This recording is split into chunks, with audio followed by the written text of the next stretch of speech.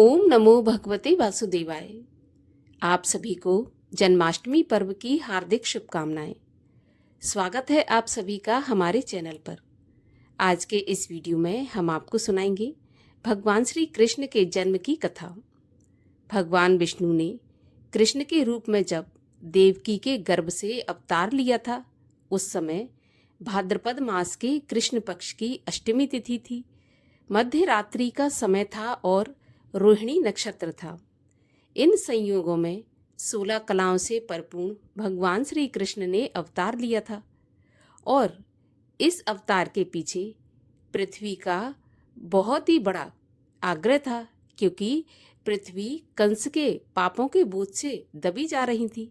तब जब पृथ्वी माता ने ब्रह्मा जी के पास जाकर कंस के अत्याचारों के बारे में बताया और ब्रह्मा जी ने भगवान श्री हरि विष्णु से प्रार्थना की, तब पृथ्वी को पाप मुक्त करने के लिए भगवान श्री कृष्ण ने देवकी के गर्भ से भाद्रपद मास के अष्टमी तिथि को जन्म लिया।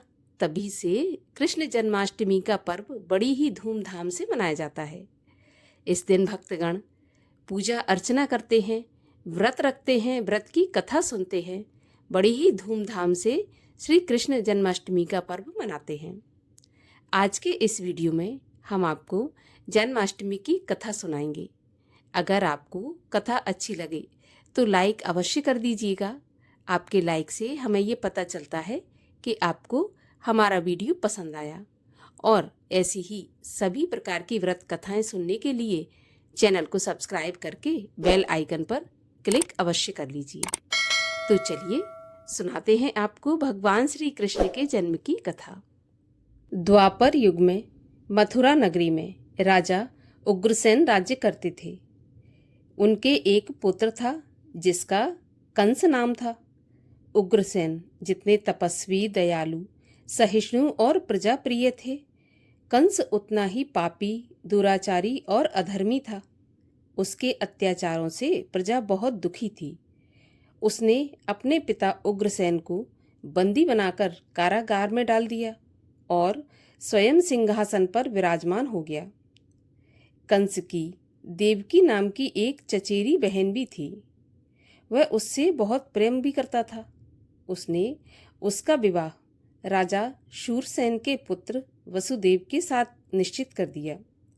विवाह के उपरांत कंस स्वयं सारथी बनकर देवकी को रथ में बिठाकर देवकी का रथ हाँकने लगा। तभी एक आकाशवाणी हुई, हे कंस, जिस देवकी को तू इतने प्रेम से उसकी ससुराल छोड़ने जा रहा है, उसी देवकी का 8वां पुत्र तेरा काल होगा। ऐसी आकाशवाणी सुनकर कंस भयभीत हो गया। उसने देवकी और वसुदेव को बंदी बनाकर कारागार में डाल दिया और चारों ओर से कड़ा पहरा लगा दिया। कारागार में देवकी ने एक एक कर 6 पुत्रों को जन्म दिया। कंस ने सभी पुत्रों को चट्टान पर पटक पटक कर मार डाला। 7वें पुत्र के रूप में शेषनाग देवकी के गर्भ में पधारे, परंतु दैवयोग से उस गर्भ का तेज वसुदेव की दूसरी पत्नी रोहिणी के उदर में स्थापित हो गया।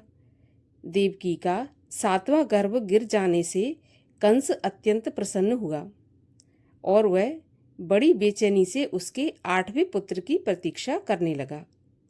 और बहुत ही जल्दी कंस के प्रतीक्षा की घड़ी भी समाप्त हो गई। भाद्रपद का महीना, कृष्ण पक्ष की अष्टमी तिथि, आधी रात का समय, देवकी ने एक दिव्य बालक को जन्म दिया और अचानक से आकाशवाणी हुई कि हे वसुदेव, तुम इस बालक को गोकुल में यशोदा के पास छोड़कर आओ और उसकी कन्या को यहाँ पर लेकर आओ। ऐसा भगवान की आज्ञा पाते ही सभी पहरेदार बेसुध हो गए और कारागार के द्वार भी स्वतः खुल गए। वसुदेव ने बालक को एक टोकरी में रखा और उसे सिर पर उठाकर गोकुल की तरफ चल दिए। यशोदा ने उसी दिन एक कन्या को भी जन्म दिया था। तो वासुदेव ने अपने पुत्र को यशोदा के पास रखा और कन्या को लेकर कारागार में वापस लौट आए। कारागार में लौटते ही कारागार के द्वार पुनः बंद हो गए और इस घटना के बारे में किसी को कुछ भी पता नहीं चला। प्रातःकाल कंस को जब पुत्र के स्थान पर कन्या होने की बात पता चली तो वह आश्चर्यचकित रह गया। फिर इसे विष्णु जी का छल समझकर वह कारागार में आया और कन्या को चट्टान पर दे पटका, परंतु उसके हाथ से छूटकर वह कन्या आकाश में चली गई और हंसते हुए बोली, अरे पापी कंस, तेरा नाश करने वाला जन्म ले चुका है, तू कभी उसका अहित नहीं कर सकेगा। इसके बाद वह कन्या अदृश्य हो गई। कंस पुनः चिंतित हो गया। इधर गोकुल में नंद के घर पुत्र होने की खुशी में उत्सव मनाया जाने लगा। श्याम वर्ण होने के कारण बालक का नाम कृष्ण रखा गया। कंस को संदेह हो गया कि देवकी का 8वां पुत्र यशोदा के घर पर पल रहा है। तब उसने श्री कृष्ण को मारने के लिए एक एक करके अनेक राक्षसों को भेजा, लेकिन भगवान श्री कृष्ण ने उन सभी को मार डाला।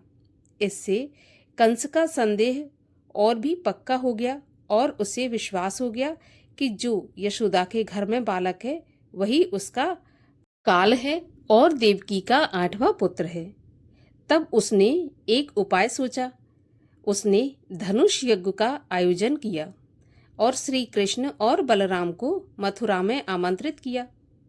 यज्ञ में श्री कृष्ण ने धनुष भंग कर दिया। फिर रंगभूमि में उन्होंने कंस के अनेक महारथियों को भी काल का ग्रास बना दिया। अंत में कंस ने श्री कृष्ण को युद्ध के लिए ललकारा और दोनों में भयंकर मल्ल युद्ध आरंभ हो गया। देखते ही देखते भगवान श्री कृष्ण ने कंस को भूमि पर पटक दिया और मुष्टि प्रहार से उसे समाप्त कर दिया। कंस के मरते ही चारों ओर श्री कृष्ण की जय जयकार होने लगी। उसके बाद श्री कृष्ण ने अपने माता पिता को कारागार से मुक्त करवाया और उग्रसेन को पुनः मथुरा की राजगद्दी पर बैठा दिया। इस प्रकार पापी कंस का अंत करके भगवान श्री कृष्ण ने पृथ्वी को पाप के भार से मुक्त किया। तभी से भगवान श्री कृष्ण की जन्म तिथि को पूरे देश में बड़े ही हर्ष उल्लास के साथ, खुशी के साथ जन्माष्टमी के रूप में मनाया जाता है। आप सभी को जन्माष्टमी की हार्दिक शुभकामनाएं। ये थी जन्माष्टमी की कथा।